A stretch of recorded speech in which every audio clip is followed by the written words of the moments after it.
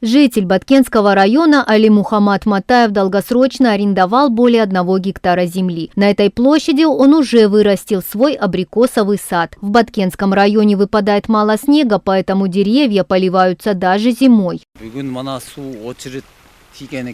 Сегодня до меня дошла очередь. Я получаю воду с 10 часов. Воды много, за это я благодарен. Как издревле говорили, если не польешь землю осенью и зимой, весной хоть 100 раз поливай, толку не будет. Текущий полив очень необходим для будущего урожая. В преддверии весенне-полевых работ прошла встреча Дихкан района со специалистами в области сельского хозяйства. Представители профильных ведомств рассказали растениеводам о новых удобрениях и лекарствах, дали советы по защите растений от вредителей и правильному лечению.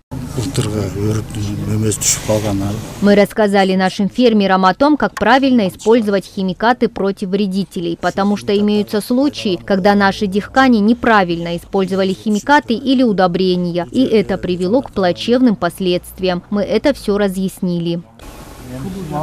В Баткенском районе весенне-полевые работы стартуют в конце февраля, поэтому все вопросы, связанные с сельским хозяйством, необходимо решать безотлагательно. Недаром говорится, 1 день весны год кормит.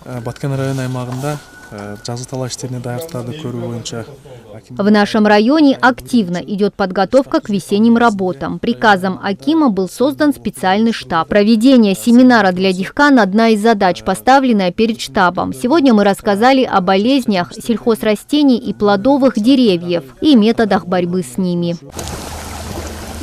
На сегодня в Баткенском районе более 6 тысяч гектаров занимают многолетние плодовые сады, в основном абрикосовые. Из-за нехватки поливной воды в регионе сельчане выращивают те разновидности, которым требуется мало воды.